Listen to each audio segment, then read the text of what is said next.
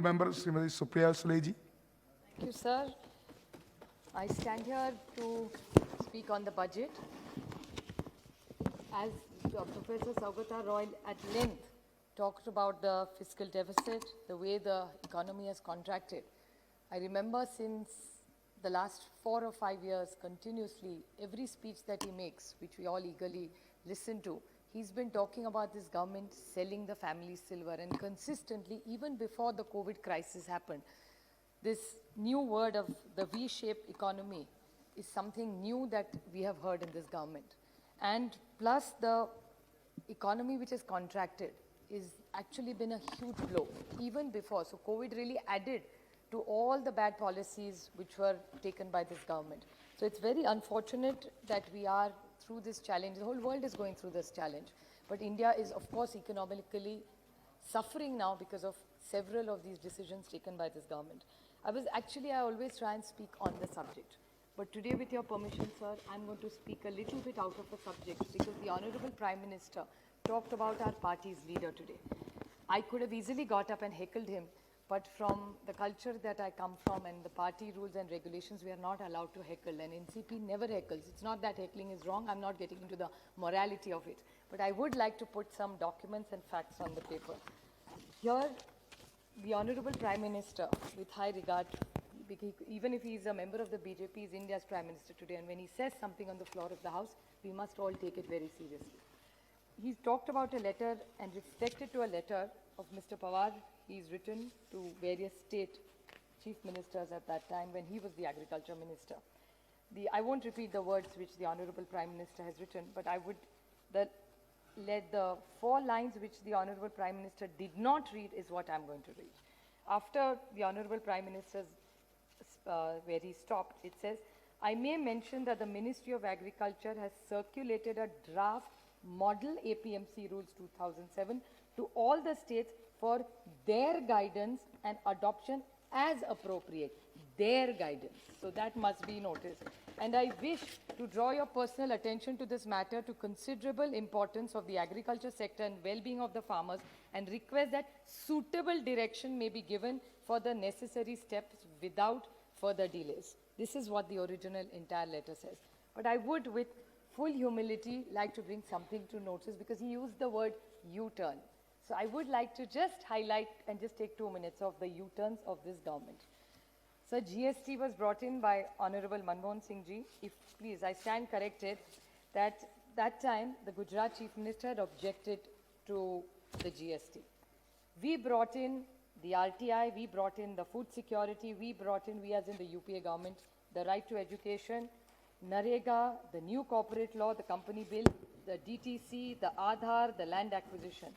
All these new bills, I do understand, change is inevitable. We all are for change. We are all. And I come from a state which is for reforms. So we are never against reforms. It's the way they are administered and done is what our objection is to.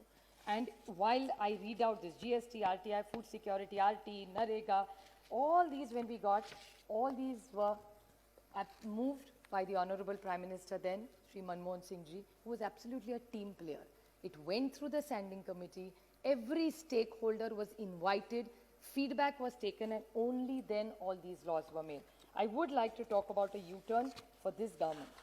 NREGA, it's on record, and if they would like to place it, I would be happy to get you documents, where the present Honorable Prime Minister has not spoken as well as about he speaks on NREGA today. During the COVID time, everybody who lost their jobs in the city went back to their villages, and the only savior there was NREGA, and that's how thousands and thousands of families have survived. But this was a U-turn of this government. GST is a U-turn. Aadhaar, I actually do miss him here, is Shri late Anand Kumar ji. He was a friend to all of us, and unfortunately he's no more. But I still remember how strongly that time the BJP had objected. And Yashwant Sinha ji, please, I stand corrected if anybody disagrees with some of my facts, that Aadhaar was rejected by them. And today they are steering Aadhaar, they are praising GST as their program, and they are praising NREGA. Now, are these U-turns or left turn, right turn, which turn? I really don't know. So, and the Honorable Prime Minister said intent versus content. everybody has a good intent. So when they do it, it's intent and content, and when we do it, it's a U-turn. It's a little unfair, especially coming from such a high office. So I would just like to put these things on record, that these things happen, and they are always demeaning institutions. Why do they always need the ordinance route? If they really wanted to bring these laws, why could they not take this? Now, logically speaking, sir, even if they were moved at that time, they were moved as recommendations for a change of the law. Why were the same route not followed? And if this was written to all the chief ministers, how come there was no agitation in 2004, 5, 6, and for all that decade that Mr. Pawar was the agriculture minister? I'm not here to defend. He's very capable of defending himself. But I just need to put the facts on the table since he was mentioned by the Honorable Prime Minister. That's all I wanted to say. And why are you running away from committees? These committees are very good institutions. Good feedback is taken. And I appreciate the Honorable Prime Minister's emotions. Yesterday and today, I'm actually seeing a different man. Leadership is about vulnerability. And he showed he was vulnerable yesterday and today. I wish there was continuity in this, and he showed the same vulnerability. He should open his arms, call the farmers and Mr. Tikait to his house for tea, and why not resolve it? If you can't resolve it that way, call the political leaders. If he feels there are politicians involved, why not call them? If there's a will, there's a way. So if he really wants to work around the farmers, let's stop this conflict, because this entire country and the global situation is not helping any of us with any aberration like this, especially the farmer, I think, who feeds us. So I think I want to put this on the table, and now I will come back on another U-turn. Since Dayanidhi Maran extensively talked about the vaccine, I would like to put that U-turn. It just occurred to me. The U-turn was the Honorable Nirmala Sitharaman ji. If I stand corrected, she went to Bihar for the manifesto of the BJP. And she promised at that they would give free vaccination in Bihar. I'm sure the vaccination has started. I'll be very happy if I get the details about the free vaccination that the government is doing in Bihar in her reply. Will be much appreciated, because if you're doing it in Bihar, why not in Maharashtra? We also need it, and I'm so happy. So if there must be some subsidy going there, no? So is your government doing it? Y'all have started? Are you putting this on the record that y'all have started free? Yeah, so are you doing it because you're a part of the government, if I understand right? So are you, no, your minister is saying he's doing it, so please put it on record if he's sure. Mr. Reddy is confirming that is, so if you're doing it, I'll be very happy if you can share. It's your government, no? It's your allies, y'all are forming the government. Please. Maharashtra going to be happy to do it if you give us money. I'll tell you why. And if you're going to give us money, I'll tell you how we can do it. In a minute, I'll give you the solution. Since you're the finance minister, you understand finance better than me. Please continue. So I will definitely bring that to your notice. Now, there are 2 points I need to bring to the notice of this government. Now I'll be. You are talking about the GST compensation. Now, if you give us, the Honorable Finance Minister is there, and GST compensation that you owe us is, please understand the figure, so it's 26,597 crores. So 26,597 crores is what the government owes to us. So now, if you give us that money, we'll be happy to give the free vaccine. So if you give us this money, all our social sector programs are stuck because this compensation hasn't come. But I do like to give one thing to your notice, which is the difference between the finance minister, not you, the finance minister of cabinet, vis-a-vis our finance minister of Maharashtra. There's one huge contrast in this, that this finance minister of India has taken 12 crores from every MP without even asking us. It was, they just took it away from us. And today, everybody who asks us, कि भैया हमें MP lead चाहिए, तो मोदी जी ले गए MP lads कहाँ से दे 2.5 साल के लिए तो कुछ नहीं कर पाएंगे हम. And exactly opposite in the state, no MLA from all the 4 parties. This is the difference between Finance Minister of India and Finance Minister of Maharashtra. Finance Minister of Maharashtra has made sure every MLA, including from the opposition, gets 5 crores every year. No cut. 2 भी दिया, उसके ऊपर से 3 crore भी दिया. So they are giving 5. So obviously they are doing something right, considering GST is not coming, but they are managing something well. So I think maybe you all should pick a leaf from the Finance Minister of Maharashtra, Shri Ajit Pawar, I think he can guide you all run the ministry a little better. I mean, it's always good to take good ideas from people. The other thing is the FRBM Act. Now, the FRBM Act is something of really concern for us because you have to very urgently bring this act because we cannot borrow. Central government is borrowing money, as Saugata Roy ji always said, there are family silver to be sold. States don't have so much family silver to sell. And that's not a model we really want to work on. We want a prosperous state. So what is the line of this government? Because we cannot borrow money. Our states will be bankrupt. First of all, they don't give us money of which we deserve, which is our GST money. And FRBM Act, what are you doing about that? And one absolute pointed clarification I want to ask, that according to the Finance Commission, it's 42% is what is given to us, right? Now, 41 will be given to us now. So from 42, we are come down. Now, my question to you is, because I came across it in some of my reading, because I'm not a finance expert. I can even table it if you ask me which it is, because I think BJP people like that. Table it. I'm happy to where I got this information from. It's from a newspaper. And they had analyzed the entire budget, and they said the defense budget is included. So does that mean the states are going to pay also for the defense? Then we will come down to 30 or 35%. So if you could kindly clarify, I'm not a finance expert, so maybe you could clarify to us.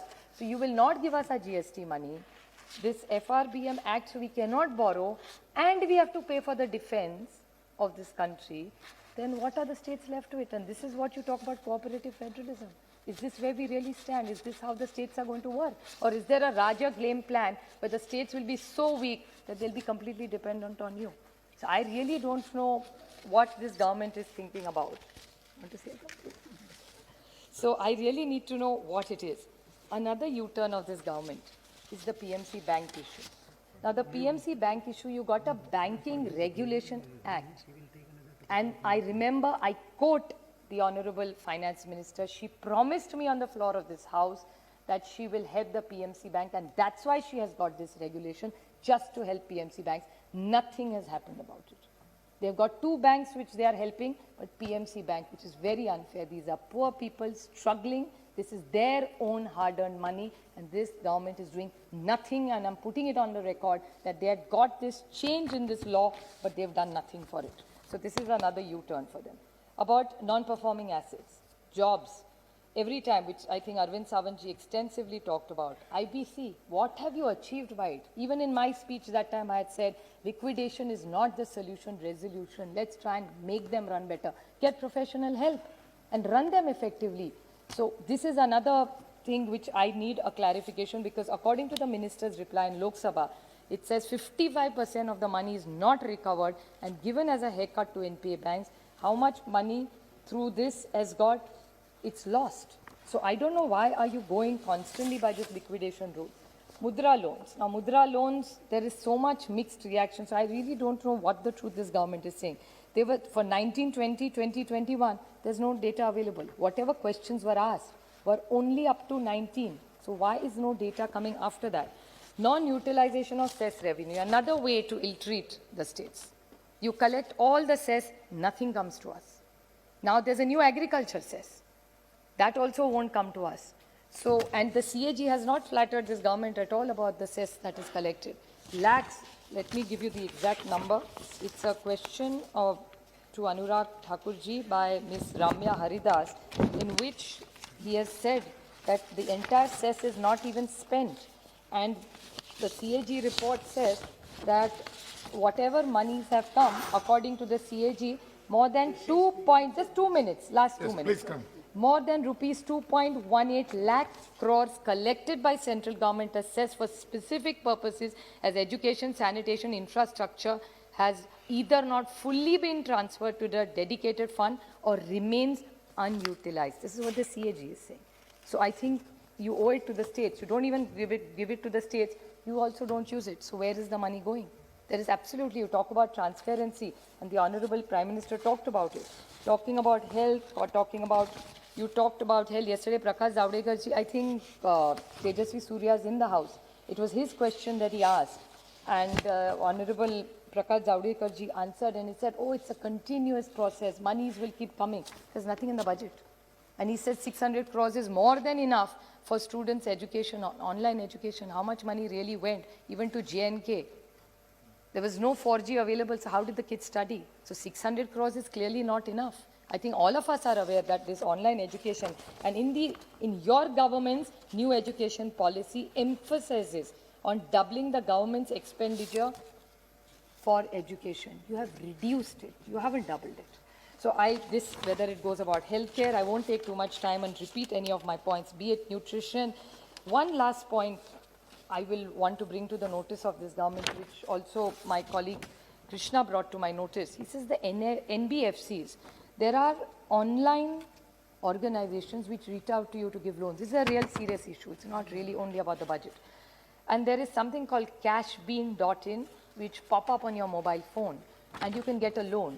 That time they don't tell you what the loan is, and then they harass you, and now there is no regulation for this NBFC.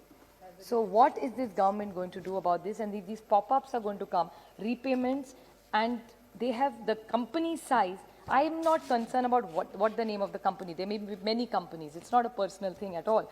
But doesn't the RBI regulate this? And the company size has become 1,300 crores in 1 year. It's unheard of. I don't see anybody growing at this rate except the pharmaceuticals in the last 1 year.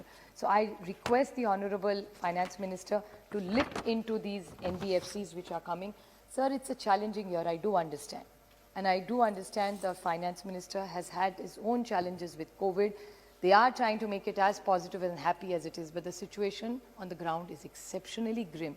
Be it the farmers' issue, be the unemployment. I urge this government to get its act together, put in the right policies in place, take all political parties in confidence, and I'm sure we can lead this nation to being one of the most robust growth nations in this country, in the world. Thank you. Thank